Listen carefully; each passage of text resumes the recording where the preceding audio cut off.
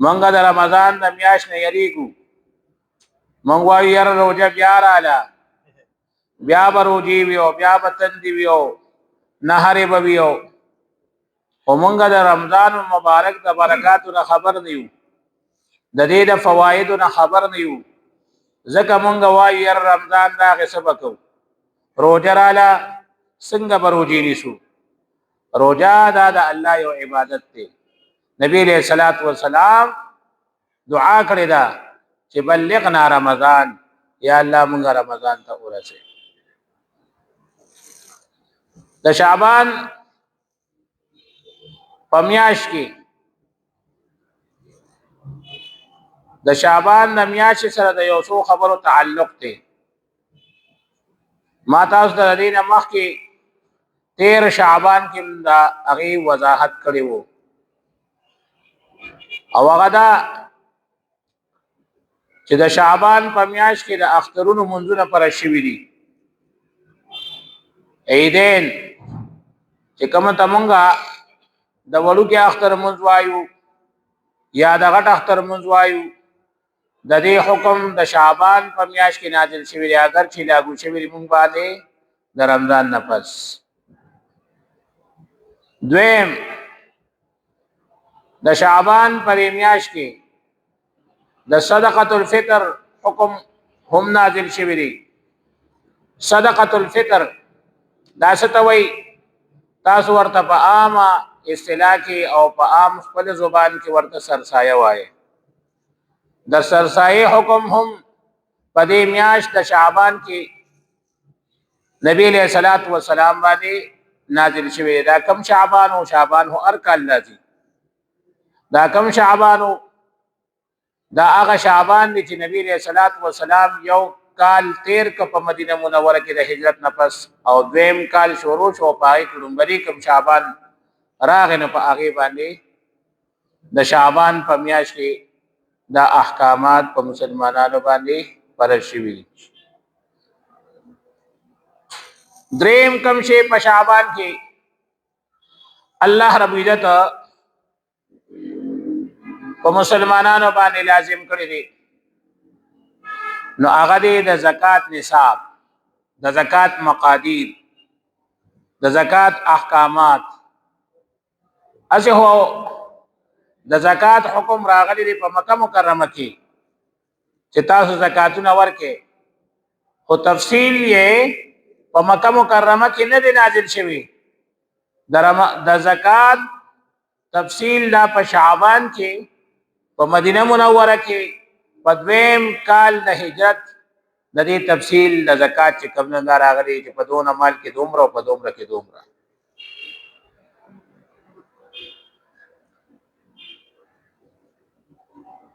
بل نبی علیہ الصلوۃ والسلام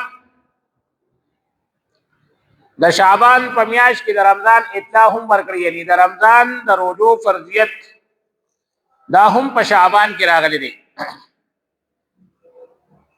چې نبی علیہ الصلوۃ والسلام فرمایي چې تاسو باندې یو میاشت را روانه ده چې د هغې دروازې روزې الله فرض کړي دي، د شپې ولاړه الله سنت کړی ده او په دې کې داسې داسې تراویح دي او داسې نوافل دي.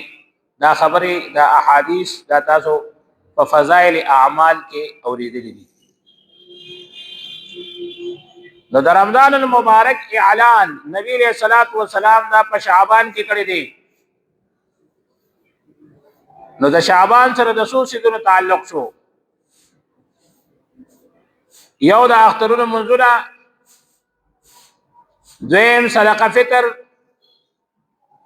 دریم د زکات مقادیر مقدار چې څونه به زکات ورکې، په څومره مال کې به ورکې، په کم مال کې زکات دی، په کم مال کې زکات نشته،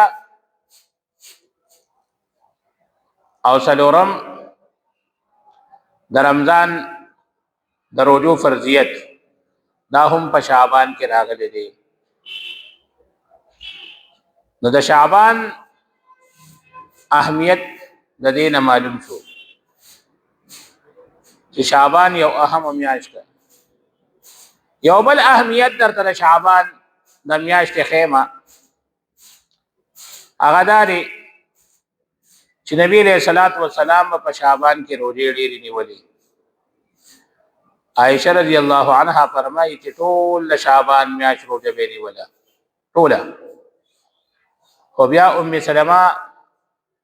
سلمہ رضی الله عنها فرمایي چې ټول شعبان میاشت به روزه نیوله. خو بیا عائشہ رضی الله عنها فرمایي چې نه، سیوا د رمضان نه نبی علیہ الصلوۃ والسلام بل میاشت ټول روزه نه نیولې، بلکې اکثر شعبان نبی علیہ الصلوۃ والسلام روزه کړې. نو که اکثر روزه نیولې بیا هم د شعبان فضیلت شو، او کټول شعبان نبی علیہ الصلوۃ والسلام روزه نیولې نو دا بیا هم د شعبان فضیلت شو. نو دا هغه میاشت چې نبی علیہ الصلوۃ والسلام په دې کې نفلي روزه ډېرې نیولې دي.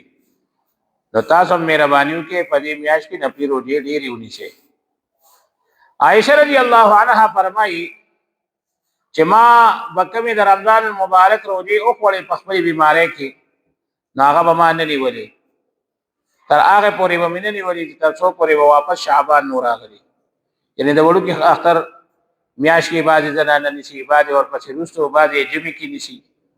عائشہ رضی الله عنها فرمایي چې ما به ټول کال انتظار کو، ما به د شعبان په میاشت کې دا روزې نیولې. د هغې وجه دا وه چې نبی علیہ الصلوۃ والسلام په دې میاشت کې روزې ډېرې نیولې. مې چېرې نبی علیہ السلام روزې چې زما هم روزې. د نبی علیہ الصلوۃ والسلام سره د موافقت د وجې نه عائشہ رضی الله عنها به کوشش دا کو چې خپل روزې شعبان میاشت ته څه کړي، دا ایثاري کړي. د نبی علیہ الصلوۃ والسلام سره یو محبت و، نو دا هغه محبت د وجې نه عائشہ رضی الله عنها به روزه تر هغه وخت پورې نه نیولې چې تر څو پورې به نبی علیہ الصلوۃ والسلام هم روزه نه وه. په دې کې یو تاریخ راځي چې هغې ته 15 د شعبان وایي. نو د هغې فضایل په احادیثو کې راغلي دي، خو هغه احادیث ټول متکلم فیها دي، یعنې هغې کې خبرې شوي دي، څوک وایي ثابت دي او څوک وایي ثابت نه دي. خو به هر حال یو دوه عبادت راته زه یادوم چې دا بالکل ثابت دي.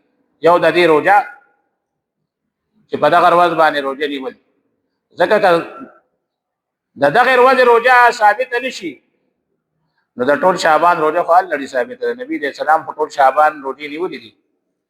یا د دغه ورځې روزه ثابته نه شي نو د اکثر شعبان روزه نبی علیہ الصلوۃ والسلام نیولې ده. نو په اکثر شعبان کې دا 15 شعبان هم راغی. نو کوم علما چې وایي چې په دې ورځ باندې روزه چې کوم احادیثو نه ثابت راغلي کمزوري دي، نو هغوی هغه کمزورو احادیثو ته نه ګوري، هغوی هغه احادیثو ته هم وګوري چې کوم احادیث د نبی علیہ الصلوۃ والسلام نه قوي طریقې سره قوي سند سره ثابت دي چې نبی علیہ الصلوۃ والسلام د شعبان اکثر یا د شعبان ټول میاشت کوم نه روزه نیولې. نو په هغې کې 15 شعبان هم داخل شو. بل چې په دې شپه باندې کوم عبادت نبی علیہ الصلوۃ والسلام کړی، اسی خود نبی علیہ الصلوۃ والسلام عادت مبارکه ده هر شپې د عبادتو، هر شپه نبی علیہ الصلوۃ والسلام عبادت کړی الا ماشاء الله. ډېر کم بداسي چې د نبی علیہ الصلوۃ والسلام نه به د شپې عبادت او شوي وي. یعنې هر شپه نبی علیہ الصلوۃ والسلام تهجد کړی دي. او د شعبان د شپې د عبادت په احادیثو کې تذکره راغلی ده. یو بل عمل نبی علیہ الصلوۃ والسلام کړی دی چې هغه ضروری نه چې اوکې او به هر حال کړی دی. هغه دا چې نبی علیہ الصلوۃ والسلام د شعبان په شپه باندې جنت البقیع ته تللی و. نو علما دې باره کې وایي چې تا لپاره دا مسنون نه دي چې ته خامخا مقبرې ته د شپې لاړ شه. لکه د تهجدو ټیم کې زمونږ دا خلک خو هسې د مقبرو نه یېرېږي، او چې ته د تهجدو ټیم کې مقبرې ته لاړ شي نو هغه پخواني هغه سخت زړه والا خلک خو ختم شو، لاړل. اوس خو ټول خلک یېرېږي.